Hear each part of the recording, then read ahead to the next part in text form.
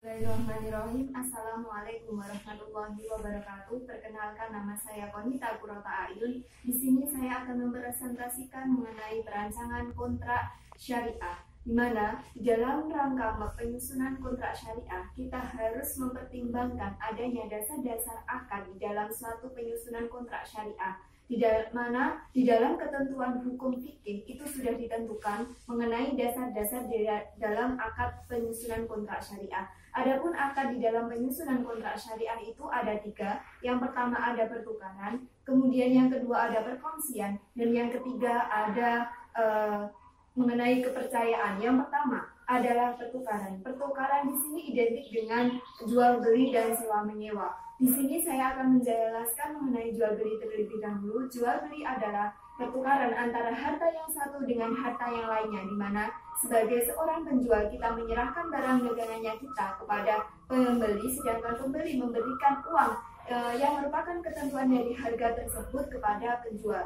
Kemudian dasar hukum dalam jual beli yaitu A'udzubillahi minasyaitonirrajim. Bismillahirrahmanirrahim. Wa ahallahul bai' wa harrama riba. Allah menghalalkan jual beli dan mengharamkan riba.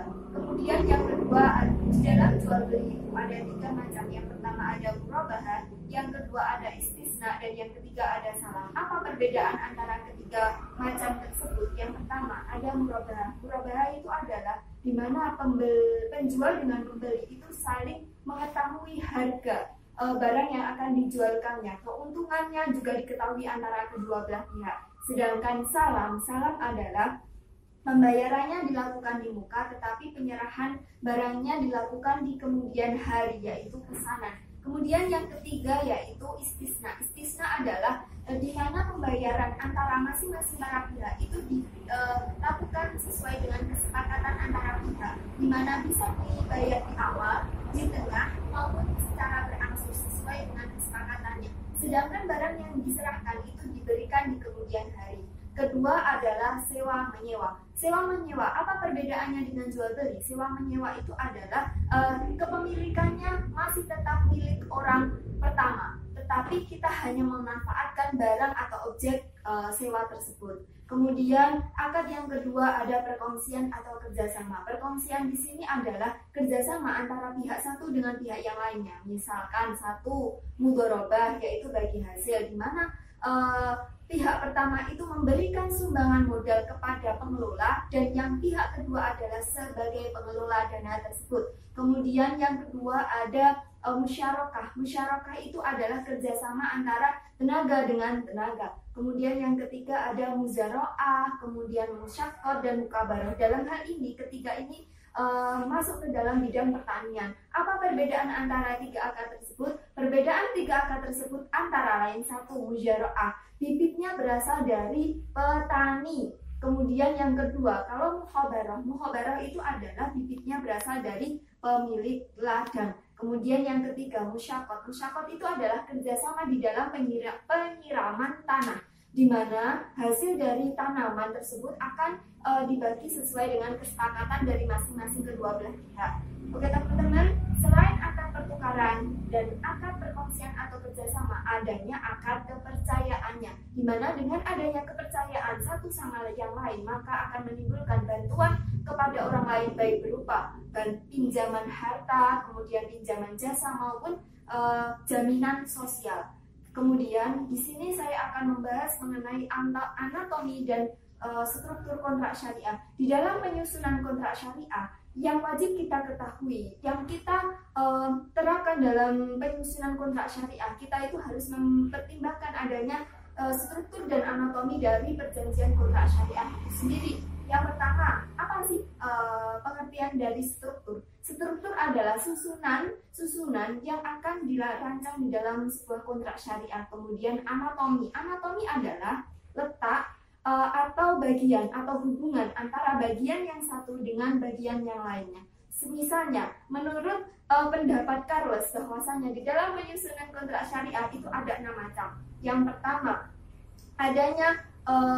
pertama adalah identitas para pihak. Kemudian yang kedua adalah tanda tangan. Kemudian yang ketiga adalah hak dan kewajiban. Yang keempat adalah resital. Yang kelima adalah definisi, dan yang keenam adalah syarat berakhirnya kontrak. Tetapi pendapat Charles tersebut sangat berbeda dengan penyusunan kontrak yang ada di Indonesia, di mana penyusunan kontrak di Indonesia itu ada 7 macam. Yang pertama ada judul kontrak, kemudian yang kedua ada pembukaan kontrak, yang ketiga ada para pihak, kemudian yang keempat ada substansi, yang kelima ada resital, yang keenam ada definisi, dan yang ketujuh ada penutup.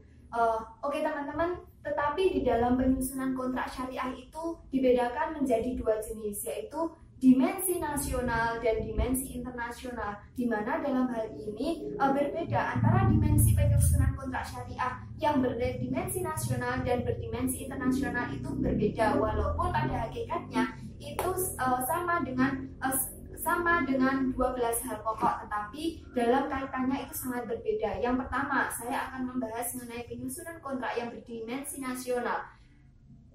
Untuk penyusunan kontrak yang berdimensi nasional itu terdiri dari apa saja, struktur dan anatominya. Yang pertama adalah judul kontrak, kemudian yang kedua ada pembukaan kontrak, yang ketiga ada komparisi atau para pihak, yang keempat ada resital atau latar belakang, yang kelima ada definisi, yang keenam ada pengaturan hak dan kewajiban, yang ketujuh ada domisili, yang kedelapan ada keadaan memaksa, yang kesembilan ada kelalaian dan berakhirnya kontrak, yang 10 ada penyelesaian sengketa, yang ke-11 adalah penutup, dan yang ke-12 adalah penandatanganannya.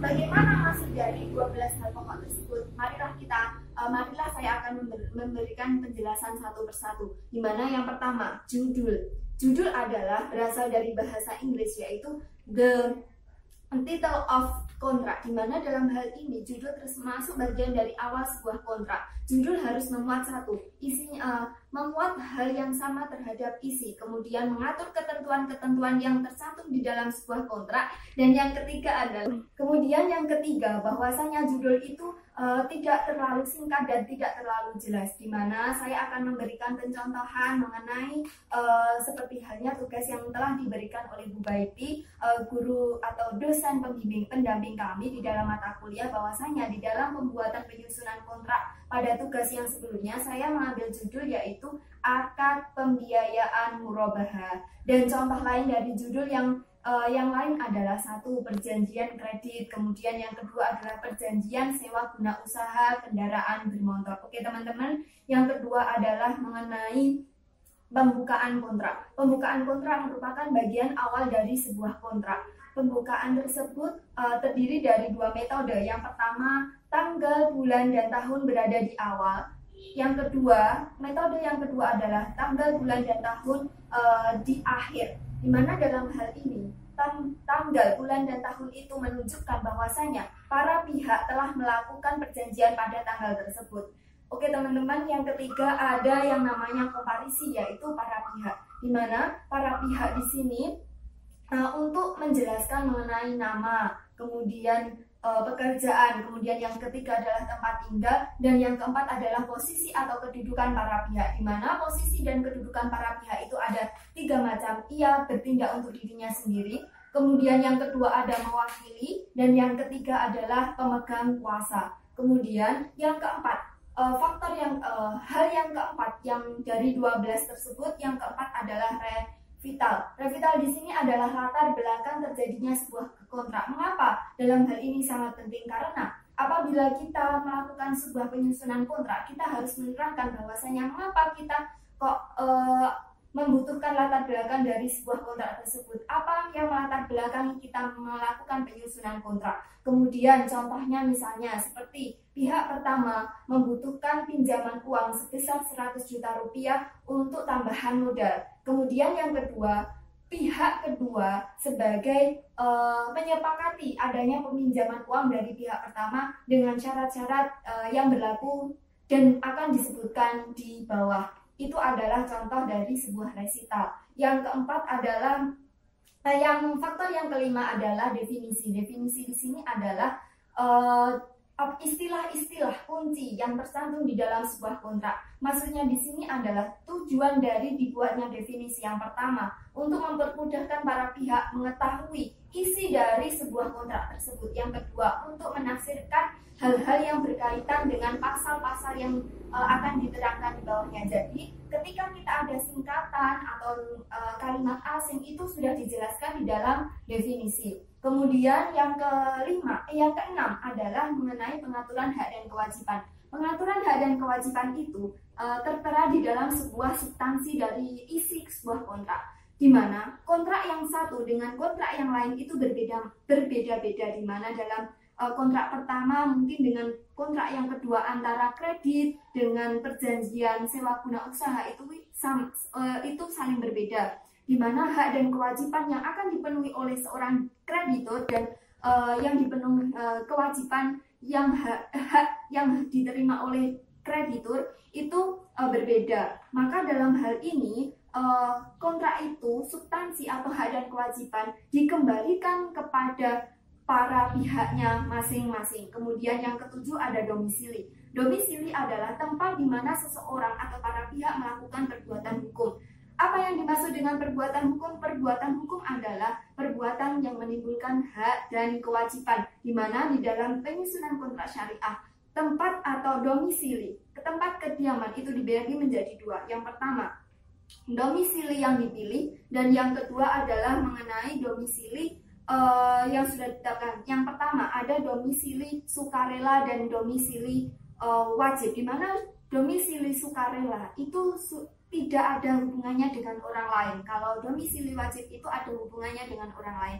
Kemudian yang kedua, tempat kediaman itu dibagi menjadi dua, di mana yang kedua tersebut adalah tempat kediaman pilihan. Tempat kediaman pilihan itu dibagi menjadi dua lagi. Apa teman-teman? Yang pertama ada tempat kediaman secara bebas, yakni dipilih oleh masing-masing kedua belah pihak menurut kesepakatannya, dan yang kedua adalah dipilih menurut undang-undang. Kemudian faktor yang kedelapan adalah keadaan memaksa, di mana keadaan memaksa di sini misalkan contohnya ketika kita melakukan pinjaman uang kepada pihak bank, kemudian kita sebagai debitur tidak mampu untuk membayar lagi pinjaman kita karena diakibatkan karena adanya faktor bencana alam, kemudian seperti gunung meletus, banjir, tanah longsor, dan gempa bumi, sehingga mengakibatkan kita sebagai debitur tidak bisa membayarkan pinjaman pokok yang kita pinjam ke bank. Maka dari itu di kesepakatan antara kedua belah pihak. Tetapi dalam keadaan memaksa ini tidak hanya mengikat kepada bencana alam saja, tetapi juga peperangan, kemudian kebijakan pemerintah dalam bidang moneter. Kemudian yang kesembilan adalah kelalaian dan berakhirnya kontrak. Kelalaian dan berakhirnya kontrak. Kelalaian misalkan ketika sudah ada kesepakatan bahwa setiap tanggal 10 setiap bulannya itu para debitur wajib membayarkan tanggungannya kepada pihak bank, tetapi dalam hal ini debitur tidak menjalankan kewajibannya, maka sebagai kreditur yang dari pihak bank wajib menegurnya sesuai dengan kesepakatan.